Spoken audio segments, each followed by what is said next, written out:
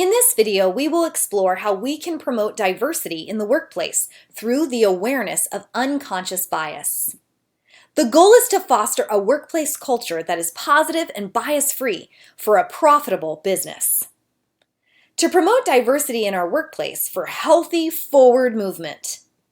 Achieving workplace diversity means bringing out the very best of our employees and allowing them to reach their full potential. By doing so, the workplace benefits as it encourages variety and innovation to make an organization achieve more success. Like increased productivity, increased creativity, improved cultural awareness, a positive reputation, and increased marketing opportunities. We can promote diversity in the workplace by becoming more aware of unconscious biases that may have subtle or major influences on the work environments in our departments or organizations. We can then work to reduce the negative impact they may be having to further encourage diversity in our workplace. Unconscious biases are deeply rooted in the human brain. The brain is constantly collecting data and categorizing it, judging between good and bad. These assumptions or biases are often the result of life experiences. Some researchers believe that these biases often began in early childhood and then follow us into adulthood. These judgments can hinder decision-making. In the business world, unconscious biases can affect an organization from the top executive to the last hired employee.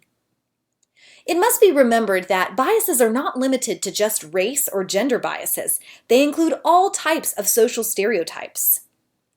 Whether we like it or not, everyone has unconscious bias in some way or another. And because of this, we need to be aware, on guard, and recognize it when we see it influencing our business. Let's bring awareness to 6 unconscious biases. There are others, but today we will focus on the halo or horns effect, contrast bias, conformity bias, gender bias, name bias, and ageism bias. As we consider each one, think, are you conscious of your unconscious stereotypes? The first unconscious bias is the halo or horns effect. This is the habit of judging a person sometimes without ever having met this individual, whether it's a positive or negative opinion, based on reports or rumors or something you've heard about them. It's when only one trait of a person, good or bad, is used to make an overall judgment of that person. This bias is when you're going with your beliefs and not all the facts. We make biased assumptions with the halo effect based on a positive impression and automatically conclude that the person has higher equity and can be more trusted and has a better value simply because of that one thing. The same is true of the horns effect. We assume he or she is a bad egg based on a negative impression that the person has lower equity, and we assign lesser value and lower trust to that individual simply because of that one thing. This unconscious bias can affect how we treat people in the workplace, in meetings, in our hiring practices, in our trust level of them with tasks to accomplish projects, positively or negatively, which could incite animosity in a toxic work environment.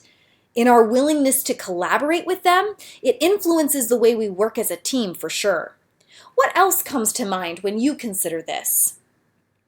The contrast effect is a bias that distorts our perception of something or someone when we compare them by enhancing the difference between them. I saw contrast effect bias as a teacher with students who felt less confident in their academic abilities if they were in a class that had a lot of high-performing students. Translate that to the workplace, when less confident workers may feel reluctant to share their ideas because they perceive themselves or their opinions as less valuable in comparison with the rest of the team in some way. The organization may be missing out on creative and innovative new ideas simply because of this perceived bias in the workplace. Think, how can we use our awareness of the contrast effect bias to combat this potential problem as managers and as colleagues with teammates? Conformity bias refers to our tendency to take cues for proper behavior from the actions of others rather than thinking for ourselves and exercising our own independent judgment. Conformity bias may occur when we face peer pressure or are trying to fit into particular professional or social environments like the workplace. Gender bias is one that we are all aware of. There are news reports concerning equal opportunity, equal pay, and blatant cases of discrimination against one gender or another in recruiting and hiring.